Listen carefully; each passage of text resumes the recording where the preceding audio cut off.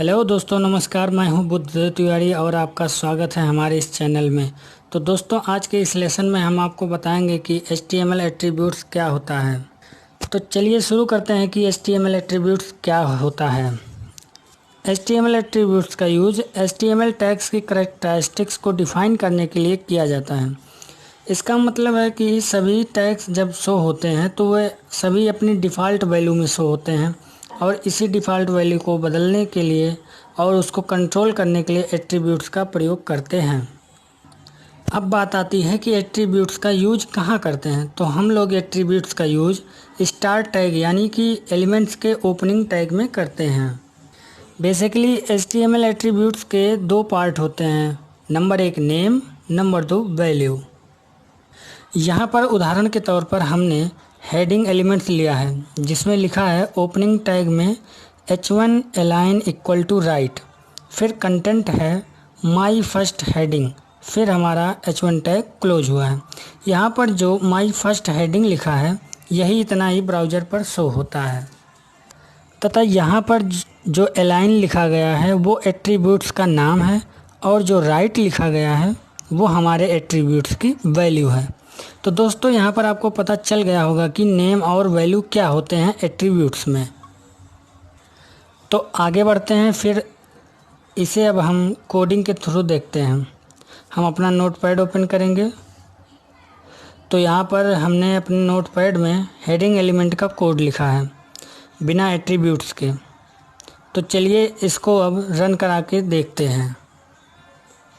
यहाँ पर जैसा कि आप सभी देख पा रहे हैं कि my first heading by default left side में दिख रहा है। तो हमने पढ़ा था कि एट्रीब्यूट्स डिफ़ॉल्ट वैल्यू को चेंज करने के लिए किया जाता है। तो हम चाहते हैं कि हमारा हेडिंग लेफ़्ट की बजाय राइट में शो हो जाए, तो इसके लिए हमको एट्रीब्यूट्स का यूज करना पड़ेगा। तो अब हम अपने कोडिंग को ओपन करेंगे और हेडिंग एलिमेंट्स में एट्रीब्यूट्स का यूज करेंगे। तो दोस्तों, हमको सिंपली बस ओपनिंग टैग में लिखना है कि अलाइन इक्वल टू राइट और फिर इसको सेव करा देंगे और फिर ब्राउज़र को रिफ़्रेश कर देंगे। यहाँ पर हम देख रहे हैं कि अब हमारा हेडिंग लेफ़्ट से राइट हो गया है। इसका मतलब हमारा एट्रीब्यूट्स सही है। अब आगे हम कुछ और एग्जांपल्स देखेंगे एट्रीब्यूट्स के, जैसे style, SRC, href, title, type और value. Number 1 style attributes. Style attributes CSS की प्रॉपर्टी ऐड करने के लिए किया जाता है। इससे हम कुछ भी स्टाइल दे सकते हैं, जैसे कि यहाँ पर H1 में कलर ग्रीन लिखा गया है, इससे हमारे हेडिंग का कलर ग्रीन दिखेगा। अगला है SRC एट्रीब्यूट्स, जो कि इमेज के प्रॉपर लोकेशन और नाम को बताता है, यानी कि सोर्स एड्रेस सेट करता है। इसका हम प्रॉपर यूज जब इमेज एलिमेंट्स पढ़ेंगे तो उसमें हम देखेंगे। अगला है हमारा href एट्रीब्यूट्स, जिसका यूज हम लिंक को स्पेसिफाइड करने के लिए करते हैं। अगला है टाइटल एट्रीब्यूट्स, जिसके द्वारा हम किसी भी वर्ड का फुल फॉर्म दिखा सकते हैं या फिर कुछ भी इंफॉर्मेशन लिख सकते हैं। यहाँ पर ध्यान देने वाली बात यह है कि टाइटल में जो भी इंफॉर्मेशन होता है वो शो नहीं रहता।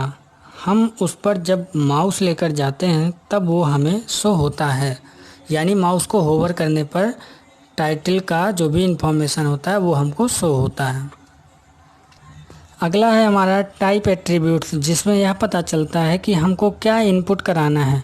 यहाँ पर जो टाइप इक्वल टू टेक्स्ट लिखा है, इससे हमारे पेज में टेक्स्ट बॉक्स क्रिएट हो जाता है जिसमें हम कोई टेक्स्ट इनपुट करा सकते हैं। इन सभी एट्रीब्यूट्स का यूज हम आने वाले चैप्टर्स में देखेंगे, क्योंकि अलग अलग टैग्स के लिए अलग अलग एट्रीब्यूट्स का यूज होता है। यहाँ पर कुछ बुलियन एट्रीब्यूट्स दिख रहे हैं जिसमें सिर्फ नाम होते हैं, वैल्यू नहीं, जैसे कि रिक्वायर्ड, रीड ओनली, डिसेबल्ड और चेक्ड। इन सभी के डिटेल्स हम अपने अगले वीडियोस में जानेंगे। आई होप कि आप सभी को HTML एट्रीब्यूट समझ में आ गया होगा। तो दोस्तों, ज़रूर आपको यह ट्यूटोरियल्स पसंद आया होगा, तो प्लीज़